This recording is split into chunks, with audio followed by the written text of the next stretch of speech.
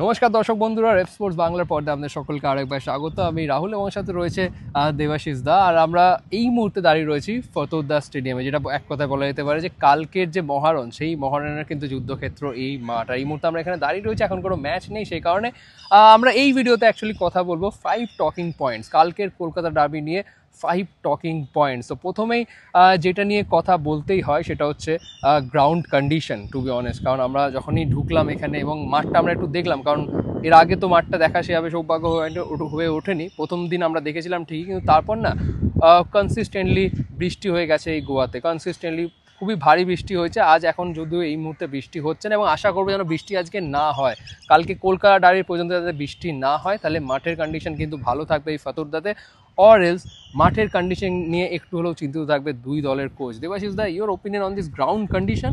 আপনারা যদি ভিজুয়ালসগুলো দেখেন, এখন দেখুন আপনারা বিভিন্ন জায়গায় জায়গায় কিন্তু গর্ত হয়ে গেছে, একদম পরিষ্কার। রাহুল, তোমার যদি মনে থাকে যে তুমি কিছুক্ষণ আগেও কিন্তু কোচ অস্কার বুজো কিন্তু পরিষ্কার বললো দেয়ার ওয়্যার সাম হোলস, এমন এই কথাটা কিন্তু কানে বাজছে, কিন্তু উনি বারবার বলছে কিছু কিছু জায়গায় গর্ত হয়ে গেছে।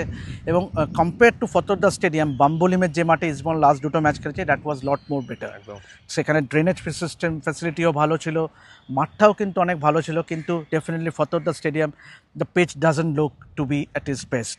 এবং যেটা কিন্তু ভালো ফুটবলের পরিপন্থী, ভালো ফুটবলের জন্য দরকার একটা ভালো মাঠ। এবং যেটা রাহুল বললো যে গত কয়েকদিন যাবৎ যে পরিমাণ বৃষ্টি হয়েছে গোয়াতে, তার জন্য কিন্তু দেখুন গ্রাউন্ডসম্যানদেরও দায়ী করা বোধ হয় ঠিক হবে না। It is to be fair on the groundsman. তারা কী করবে যদি এত বৃষ্টি আর যদি পরপর ম্যাচই হতে থাকে? তো ডেফিনেটলি আপনি দেখতেই পাচ্ছেন ভিজুয়ালগুলোতে যে বিভিন্ন জায়গায় কিন্তু গর্ত, নরম হয়ে গেছে মাঠ। এবং injury will be a major concern for both the teams, players from both the team. সুতরাং এটার দিকে তাই জন্যই কিন্তু দুটি কোচই কিন্তু, বিশেষ করে অস্কার ব্রুজো কিন্তু ডেফিনেট, যেহেতু তিনি প্রথম দুটি ম্যাচ বাম্বলিমে খেলেছিলেন জিএমসি স্টেডিয়ামে, সেখানে কিন্তু তার প্লেয়ারদের পক্ষে এই মাঠে মানিয়ে নেওয়াটা will be a little bit tougher to start with.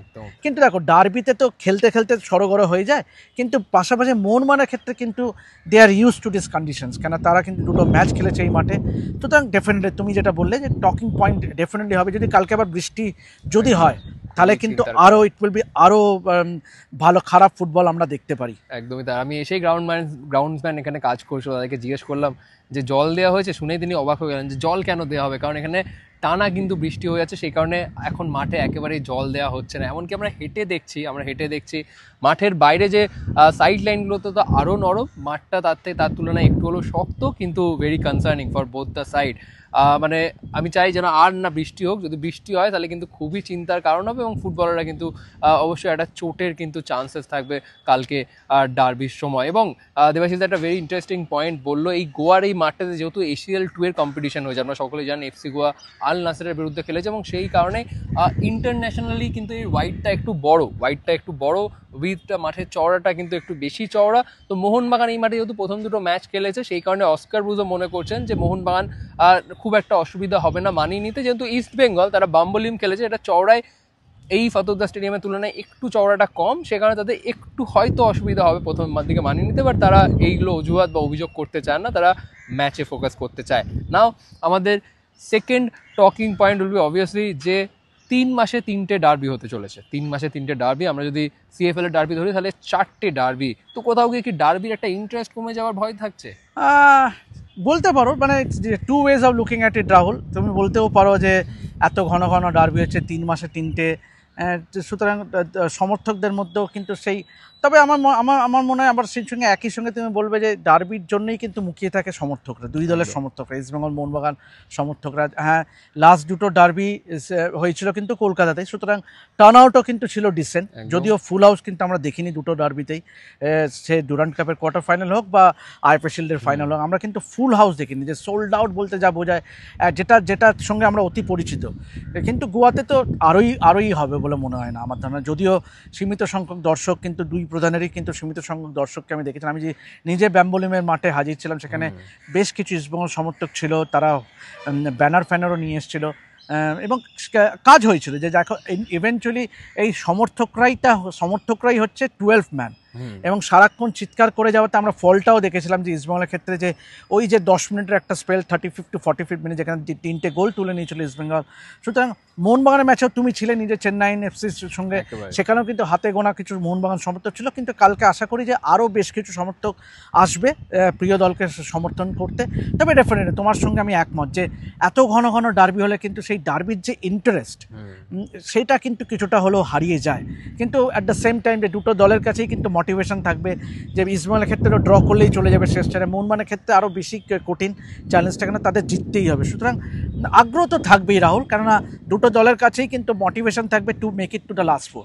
একেবারেই তাই। আর দেবাশিসদা যেহেতু মেনশন করলো ফ্যান্সদের ব্যাপারটা, আসলে কালকের ডার্বিকে সেই যুব ভারতের সেই ভর্তি গ্যালারি মিস করবে, সেটাও আমাদের একটা টকিং পয়েন্ট ছিল, সেটা নিয়ে একটু অ্যাড করেই দিই যখন তুললো সেই পয়েন্টটা। দেখুন, অবশ্যই কালকে আমরা যুব ভারতীতে যে ছবিটা আমরা দেখি কলকাতা ডার্বি হলে, সেই টিফো থাকে এবং সমর্থকরা পুরো 90 মিনিট তাদের টিমের জন্য গলা ফাটাতে থাকে। যদি এক দল পিছিয়ে যায় তখন আরেক দলের সমর্থক, সেই দলের সমর্থকরা একটু চুপ হয়ে যায়, কিন্তু আবার একটু পরেই তখন মনে করে যে না, এবার দল they need to get the back of their team, আবার তারা সেই চিয়ার করতে শুরু করে।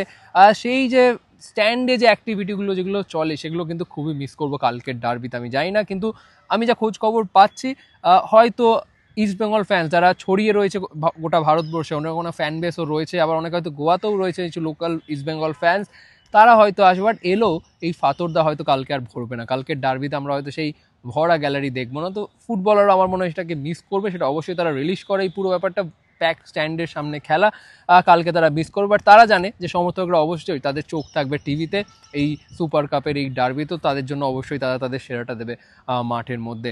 নাও আবার থার্ড টকিং পয়েন্ট যদি বলতেই হয়, সেটা হচ্ছে মোহনবাগানের অ্যালবার্টো রড্রিগেজ, টম এলেটকে বাদ দিয়ে বাকি 4 বিদেশির ফর্ম, সেই লিস্ট থেকে আমি ম্যাকল্যানকে বাদ দিতে চাই, যেহেতু চেন্নাই ম্যাচে তার জোড়া গোলের জন্যই মোহনবাগান জিতেছে। আশা করব তিনি সেই একই ফর্মটা কন্টিনিউ করবে ডার্বিতে, সেটা খুব গুরুত্বপূর্ণ হবে টিমের জন্য। কিন্তু দেবাশিসদা আজকে কোচও তো প্রায় মেনেই ফেললেন যে জেসন কামিংস, ডিমি পেট্রোস, অবস্থান রবিন তারা একটু ফর্ম নিয়ে স্ট্রাগল করছে। হ্যাঁ, অ্যাবসলিউটলি। এবং সেই সঙ্গে তিনি এটাও যোগ করেছেন রাহুল, যে তারাও কিন্তু খাটছে, তারাও কিন্তু চেষ্টা চালাচ্ছে, চেষ্টার কোনো ত্রুটি রাখছে না তারা। They are working hard in the practice session. এবং দেখো, to write off any player, তুমি তোমার নিজের রিস্কে সেটা করতে পারো, কেননা প্লেয়ারদের আমরা জানি যে হয়তো একটা খারাপ ম্যাচ যাচ্ছে, কিন্তু দ্য মোমেন্ট, এইটাই হচ্ছে ডার্বি, হচ্ছে এমন একটা ম্যাচ যেখানে you can become a star all of a sudden. কেননা একটা দুর্দান্ত গোল, একটা দুর্দান্ত মুভ কিন্তু তফাৎ গড়ে দিতে পারে, ম্যাচের ভাগ্য করে দিতে পারে। সুতরাং মোহনবাগানের ক্ষেত্রে তুমি যেটা বললে একদম যথাযথ, যে জেসন কামিন্স, পেট্রোটোসরা কিন্তু গত 2 মরশুমের ফর্মের ধারে কাছে নেই। But at the same time, যে কে বলতে পারে কালকের ডার্বিতেই হয়তো তারা নিজেদের সেরা ফর্মটা, ওই ঝলকটা দেখাবে। যে সুতরাং পাশাপাশি সেরকমই কিন্তু হামিদ ইয়াদাদ, বা তুমি যদি দেখো হিরোশি বশিকে নিয়ে অনেক সমালোচনা হয়েছে, তার গতি, তার বয়স, এসব নিয়ে নানান সমালোচনা ঠিক বলবো না, এইসব নিয়ে অনেক কথা উঠেছে। কিন্তু দেখুন, এই ধরনের ম্যাচকেই কিন্তু তারা নিজেদের একটা ফুটবলার মুখিয়ে থাকে, এই ধরনের ম্যাচকে, বিশেষ করে ডার্বি। সুতরাং এই যে বিদেশিরা, তাদের ওপরে কিন্তু অনেকটা নির্ভর করবে যে ম্যাচের ভাগ্য কী হবে। যদিও মলিনা কিন্তু প্রথম লাস্ট দুটো ম্যাচে কিন্তু 3 বিদেশি নিয়ে শুরু করেছিল, কিন্তু আমার ধারণা রাহুল, কালকে মলিনার, মোহনবাগান কোচের উচিত যে 4 নম্বর বিদেশিটাকে খেলানো। মানে আমি মানছি অস্কার বুজো যেটা বললেন, যে 70 থেকে 90 মিনিটের ওই যে পেসটা, ওটাকে কিন্তু ধরে রাখার জন্যই তিনি বিদেশি পরে পরিবর্তন আনে। কিন্তু আমি বলবো মলিনা, আমি জানি না if he again shows over confidence by fielding 3 foreigners, জানি না, তবে খেলাটা হবে মাঠে। এটাই একটা গুরুত্বপূর্ণ পয়েন্ট আসলে, যে মোহনবাগানের কাছে 6 বিদেশি থাকলেও তারা একই সাথে 6 বিদেশি অ্যাডভান্টেজ নিতে পারছেন না। মলিনা হয়তো 70 মিনিটের পরে বাকি 2 বিদেশিকে তিনি নামাবেন, কারণ কোনো মতে সেই ইকুয়েশনটা থাকছে না কিন্তু মোহনবাগানের ক্ষেত্রে। ইস্টবেঙ্গলের ক্ষেত্রে 6 বিদেশি থাকলেও 5 বিদেশিকে খেলানোর কিন্তু জায়গায় রয়েছে অস্কার বোজ। আমরা দেখেছি এটা গত ম্যাচে, যেহেতু ইবুসিকি আর হামিদ একই পজিশনের প্লেয়ার, হয়তো তাদেরকে আমরা দেখেছি প্রথম ম্যাচে হামিদকে উইংয়ে ট্রাই করেছিলেন অস্কার বোজো, বাট সেটা হয়তো সেভাবে ওয়ার্কআউট করেনি, তিনি হয়তো সেটা আর ট্রাই করবে না ডার্বিতে। তো ইস্টবেঙ্গল বলাই যায় যে তারা 5 বিদেশি নিয়েই নামবে, কিন্তু মোহনবাগানের হেড কোচ হোসে মলিনা তিনি কি করবেন? আমরা যদি অঙ্ক মেলাই, তাহলে দ্য বেস্ট প্লেইং 11 যেটা মোহনবাগান নামাতে পারে, সেটাতে আমার মনে হয় 4 বিদেশিই থাকবে। সেখানে ডিফেন্সে টম এলডার্ড, অ্যালবার্টো রড্রিগেজ, এবং নাম্বার 10 পজিশন আমি একটা বিদেশি এখনও পর্যন্ত আমি বলবো, জেসন কামিংস ফর্মে না থাকলেও আমি এখনও পর্যন্ত বলছি জেসন কামিংসকে এগিয়ে রাখতে চাই। এবং স্ট্রাইকিং পজিশনে জেমি ম্যাকলারেন, এছাড়া আমি আর কোনো জায়গা দেখছি না। লেফট উইংয়ের অপশান আমি বলবো না, আমি বলবো লিস্টন কোলাসকে স্টার্ট করান। লিস্টন কোলাস অনেক বেশি ওয়ার্কলোড নেয়, অনেকটা বেশি চাপে ফেলতে পারে অপোনেন্টের ডিফেন্সকে। এবং রাইট উইংয়ে মনভীর সিং। দ্বিতীয়ভাবে হয়তো কোচ মলিনার অপশান এবং ডিমি পেট্রসকে ইউজ করতে পারবেন। বাট আপনারা অনেকেই ক্রিটিসাইজ করছেন অজি ফরেনারদেরকে নিয়ে, যেমন ডিমি পেট্রস বা জেসন কামিন্স, কিন্তু আপনাকে একই সাথে এটাও বুঝতে হবে, এটা কোচ আজকে বললেন, যে দে আর ল্যাকিং কম্পিটিটিভ গেমস না হওয়ার ফলে কিন্তু তারা ফর্মে স্ট্রাগল করছে, এবং কোচ মলিনা তার নিজের থেকে চেষ্টা করছে তাদেরকে সাহায্য করার। একেবারে আমাদের last talking point will be player to watch out for in the Kolkata derby. আমি প্রথমেই দেবাশিসের কাছে চলে যাবো। দেবাশিসদা, ইস্ট বেঙ্গল টিমে আমি যদি বলি এই প্লেয়ারটার উপর বাজি ধরতে পারে Oscar Bruzon, Miguel Figueira any day. আমাকে যদি জিজ্ঞেস করো, আমি মানে you might differ from me, বা অন্যরা হয়তো আমার মতের সঙ্গে অমিল হতেই পারে, কিন্তু আমার মনে হয় মিগেল ফিগারা হি হ্যাজ, যে কটা ম্যাচ আমরা দেখেছি, প্রথম ম্যাচে অস্কার বোজো যে কেন তাকে না বাননি ডেম্পোর বিরুদ্ধে তিনিই বলতে পারবেন, কিন্তু আমার মনে হয় যে Miguel Figueira should always start for East Bengal rather than coming in as a substitute. কারণ ডার্বিতে না প্রথমে যদি তুমি গোল পেয়ে যাও, that puts immense pressure on the other side. হ্যাঁ, আমি মানছি মোহনবাগানে গোল করার লোক আছে, তারা পিছিয়ে গেলেও তারা কিন্তু বাউন্স ব্যাক করতে পারবে, যেহেতু তাদের গোল করার লোক অনেক। কিন্তু অ্যাট দ্য সেম টাইম ইস্টবেঙ্গলের যেহেতু শুরুতেই কিন্তু ওই যে প্রেশারটা কিন্তু রাখতে হবে, মানে যতই তাদের ড্র করলেই চলে যেতে পারে সেমিফাইনালে, কিন্তু they need to start with a positive intent. এবং সেটা গত ম্যাচের যে চেন্নাই ম্যাচের যে দল আমরা দেখেছিলাম, তাতে কিন্তু পরিষ্কার যে একটা পজিটিভ ইন্টেন্ট কিন্তু আমরা দেখেছিলাম অস্কার ব্রুজোর মধ্যে। সুতরাং ফর মি মিগেল ফিগেরা, যদিও অন্যান্য প্লেয়াররাও বেশ ভালো খেলছে, বিপিন সিং, নওরেম মহেশ থেকে আরম্ভ করে অবশ্যই Mohammad Rashid, Kevin Sibille has been rock solid in defence. Anwar Ali এবং Kevin Sibille has been rock solid. But at same time ডার্বিতে জিততে গেলে গোল করতে হবে, এবং সেইখানে কিন্তু গোলটা তৈরি করছে মিগেল ফিগেরা। সুতরাং আমার মতে ইস্টবেঙ্গলের জন্য তফাৎ করে দিতে পারে মিগেল ফিগেরা। এবং আজকে সল ক্রেসপোকে যখন জিজ্ঞেস করা হয়েছিল যে মিগুয়েল ফিগেরার সাথে তিনি জুটি বাঁধতে কতটা, মানে জুটি বেঁধে তিনি কতটা এনজয় করছেন এই যে জুটিটা মিগুয়েলের সাথে, তিনি পরিষ্কার বললেন যে শুধু মিগুয়েলের সাথে নয়, আমি চাই পুরো দলের সাথে জুটি বাঁধতে, মানে একটা টিম হিসেবে খেলতে চাই ইস্টবেঙ্গল। সেটাই ঠিক যে ইস্টবেঙ্গল একটা টিম হিসেবে খেলছে ঠিকই, কিন্তু একটা যে কাটিং এজ দরকার হয় না ফিনিশিং থার্ডে গিয়ে, সেটাই ইস্টবেঙ্গলকে আমার মনে হয় সাহায্য করবে মিগুয়েল ফেরেরা। মোহনবাগানে যদি আমরা চলে আসি, একটু টাফ হবে পিক করা, কারণ মোহনবাগান অনেকটা একই পুরো টিম গেম খেলে, কিন্তু এখন কলকাতা ডার্বি অবশ্যই এগিয়ে রাখতে হবে জেমি ম্যাকলায়নকে, কারণ is the Fox in the box for Mohun Bagan. একটু বলতে গেলে এটা বললাম না, ফর্মে নিয়ে স্ট্রাগল করছে ঠিকই, কিন্তু চেন্নাইয়ের বিরুদ্ধে আমরা দেখেছি বেশ তাকে ক্লিনিক্যাল লেগেছে, 2 চান্স থেকে 2 গোল করেছেন তিনি।